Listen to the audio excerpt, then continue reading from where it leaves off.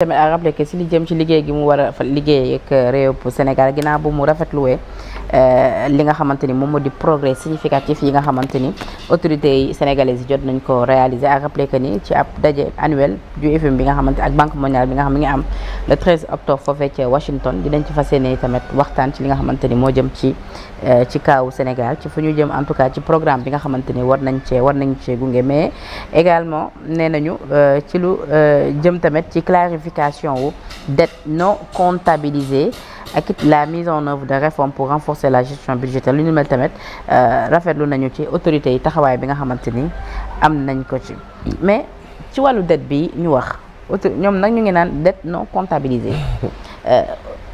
terme boobu la waa FMI employé ci boobu la jamono président Macky Sall tamit moom fas yéene na fu mu ne ni ragg li nga xamante ni moom moo di deram tey bi ñu xëy ci xëtu yéenekaay l'Observateur nee nañu ñoom dañu titré supposé dette cachée Macky Sall engage la bataille de clarification jël na daal ay cabinet ngir ñu fas yéene liggéey ci ak ñi nga xamante ñoom ñoo di Cour des comptes ak yu ne parce que nee nañ ba ñu produire rapport yi joxuñu leen ko ñoom seen autorités yi fi nekk à savoir ñi yoroon réew mi su Macky Sall pour ñu mun koo saytu càmbar ko ak seen i experts donc ci lu nu mel cabinet bi nga xamante ni moom jël na ko muy maître Pierre Olivier Sur adressé nañu nee nañu ki nga xamante ni moom moo di jëriñ bi ñu denk wàllu budget di Cheikh Diba ak it président bu Cour des comptes su ko defee ñu mun a am li nga xamante ni moo di rapport yi mun koo càmbar ñoom à leur niveau.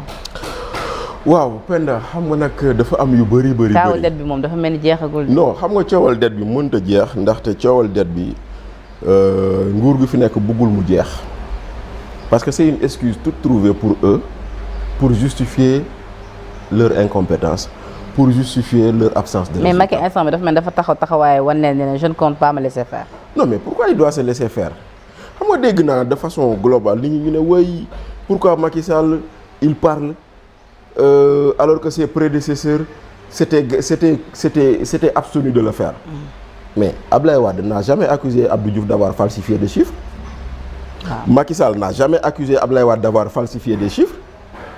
Mais si ce pouvoir accuse Macky d'avoir falsifié des chiffres tu crois que Macky dafa war a noppi yow dinaa xëy naan la penn sàcc nga ngay noppi. ah déedéet bu ma sàccu kay dinaa la wan nee na nag sàcc. ah très bien boo sàccul di nga ma wan ne sàccoo. kon nag léegi pourquoi maintenant on attaque Macky Sall tous les jours et quand il veut se défendre ñu ne lu tax muy wax il a le droit de se défendre ndaxte comme je disais la dernière fois à quelqu'un ma ne ko les contextes ne sont pas les mêmes autant Abdou Diouf s'est abstenu mais autant Abdou Diouf on ne l'a jamais attaqué Abdoulaye Wade boo seetloo à part l'épisode où on a pris son fils mu xëy nekk di wax musuñu xëy ne koy Abdoulaye Wade yaa sàcc lii yaa def lii benn yoon bi fi Aminata Tall génnoon woo média yi ba muy nekk secrétaire général du gouvernement bay naan ay kafaar ak yooyu nit ñi dañ ko ci critiqué on ne l'a plus refait mais yow boo ñëwee nga ne dette cachée d'abord dañ doon wax dette cachée yow lu nga lire léegi tu vois que le vocabulaire a changé. FMI de moom. n'est-ce pas on ne parle plus de dette cachée. On parle de dette non répertoriée. N'est-ce pas non comptabilisée. Donc mooy non répertoriée. Alors qu'on parlait de chiffres falsifiés waxatuñu loolu léegi on parle de déclaration erronée. Parce que bu ngeen fàttale ko conférence de presse premier ministre dafa ne Macky Sall a menti au peuple sénégalais et aux partenaires financiers. Donc aujourd'hui l'État du Sénégal a changé de lexique il faut constater ça la ñu daan waxeetuñ ko on ne parle plus de dette cachée on ne parle plus de faux chiffres on parle de déclaration erronée on parle de dette non comptabilisée. donc loolu muy tekki. day tekki ni dette cachée amul da kay tekki ni dette cachée amul maintenant li am nag nan la tudd loolu lay wax ji waaye du dette cachée parce que Penda est-ce que xel nangu na nga lebal ma xaalis ma war laa fay nga nangu man ma nëbb ni da nga maa lebal. Macky de nee na loolu c'est impossible. non man xaaruma Macky pour xam loolu yow mënoo maa lebal xaalis te mu wóor la ni man Bachir Fofana mën naa faatu nit war a ñëw taxaw ne Bachir de lebaloon na ko xaalis dañ ko war a fay ñu seede loolu est-ce que yow di nga nangu ñu nëbb ko du ma nangu loolu waaye kon dans ce cas tamit nañu mën a comprendre tamit dette non comptabilisée bi. ci voilà léegi nag maintenant xamuñu ko. voilà léegi nag maintenant. ne mun a yore nguur ba pare yow. dette voilà léegi nag léegi nag comptabilisée di maintenant dafa am lu mu premier ministre Amadou Ba wax loo xam ne loolu ku ko jàngat dëgg parce que mu ngi ko waxee woon maison du parti socialiste defe naa ba muy lancer son mouvement nouvelle responsabilité mu ne la gestion est très chaude la reddition des comptes est très froide xam nga lan lay tekki. booy gérer tu es dans le chaud daa mel ni tey nga toog fii ñu woo la waalo ñu ne la dépense amul. nga toog fii ñu ne la courant bi fay na. bu ma woowoon léegi ni ma courant fay na dépense amul dama jooy ba wadd. voilà boo jooyee ba wadd loo ciy teg jóg dem lijjanti ko. instant bii de damaa joomi. xoola booy jóg dem lijjanti ko looy def bu fekkente ne yaakaar nga ni Bachir bu la lebalee 10 000 mën nga ko yónnee say waajur yu nekk fële pour ñu mën ko gérer en attendant weer bi de nga ne Bachir lebal ma 10 000 fii ak 5 jours dinaa la ko fay. Bachir bu la lebalee 10 000 5 jours après nga fay ko.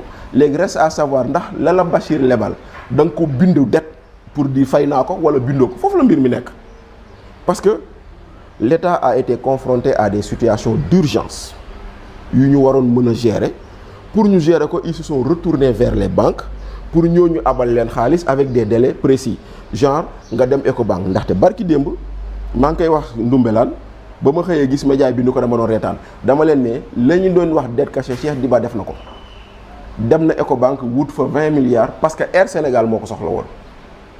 lu tax Air Sénégal soxla woon ko. parce que il fallait d'urgence régler des problèmes à Air Sénégal ñu dem ñu lebal leen léegi Air Sénégal boobu 20 milliards yooyu bu ko fayee léegi reste à savoir leboon na ko Ecobank fay na ko Ecobank est-ce que bu ñuy bind bor yi dañ ko ciy bind wala duñ ko bind foofu la débat bi nekk en réalité. léegi yu ni mel peut-être boo ko. yu ni mel yooyu boo ko cumulé mooy montant boobu. ah ok c'est des choses yoo xam ne. ça a été réglé dans l'urgence exemple dégg ngeen yéen ñëpp ñu wax waxu programme spécial désenclavement c'est un programme à 1 milliard d'euros bu fi Macky Sall bàyyi 650 milliards de francs CFA FERA moo ko doon gérer déggoon ngeen polémique bu ci amoon diggante Bougane Gueye Dany ak Mansour Faye ba ñuy naan dañoo dem leb banque bi 100 milliards xaw ma la nag lan ñu dem def ko dépôt à terme et cetera yaa ngeen fàttale ko coow loolu.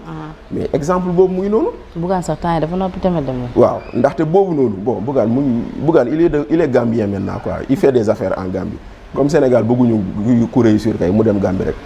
gis nga Sénégal dañoo waroon signer convention bi avec les Britanniques pour ce programme mais convention bi ñu ngi ko waroon signer janvier. mais état bu fi nekkoon ne ñun dañoo bëgg a lancer travaux yi avant convention bi ñu dem ci banque boo xam ne banque bi pare na pour jox leen 100 milliards ñu démarrer travaux yi en attendant convention bi ñoo ñu delloo ko donc 100 milliards yooyu c'est un prêt bu xaalis bi ñëwee ñu delloo ko léegi après est-ce que 100 milliards yooyu on le comptabilise ou on le comptabilise pas man pour man foofu la débat bi nekk loolu moo tax nga dis FMI wax dette non comptabilisée mais en soi, ce n'était pas une dette cachée. C'était des problèmes ponctuels qui ont été réglés de façon ponctuelle avec l'emprunt sur des banques commerciales. Maintenant, si vous avez fait ce que cumulé, vous avez 4 000 milliards d'euros. Simplement ça. D'accord. Donc, il n'y avait pas lieu de parler de dette cachée. Maintenant, on en sort.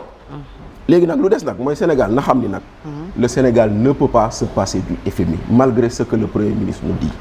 Parce que le FMI, au-delà de nous prêter de l'argent, c'est sa signature qui nous crédibilise. C'est sa signature qui nous crédibilise.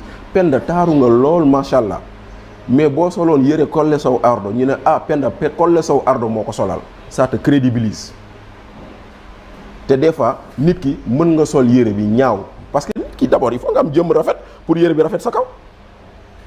Donc le FMI nous crédibilise. am na koo xam ne pour mu lebal ñu xaalis day xool ndax le FMI suit le Sénégal. yaa ngi dem lebi xaalis sur les marchés financiers ñu lay lebal entre 6 7 8% de taux d'intérêt bu la FMI signalé ñu lebal la à 4% doo ko dem jëli. donc da ngay dem jëli ñun foofu lañ toll. d'accord kon nag nous en attendant le discours souverainiste là ak yooyu nañ ko teg ci suuf le réalisme commande d'aller vers le FMI.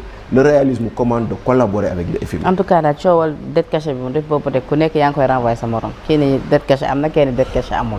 waaw mais sàcc nga sàccu ma. xam nga dette cachée am na dette cachée amul ku nekk na wax lu ko neex man lu ma gëm laa la wax man ndaxte d'abord non je veux dire entre les dirigeants ak l'autre camp. oui loolu laay wax man li ma gëm laa xam moo di ni man la gestion de la trésorerie au quotidien d'un État ça demande des gymnastiques ndaxte muy sa kër muy sama kër fii amul néew na ku mun la ne le 1er octobre ba le 31 octobre sama dépense mu ngi tëdd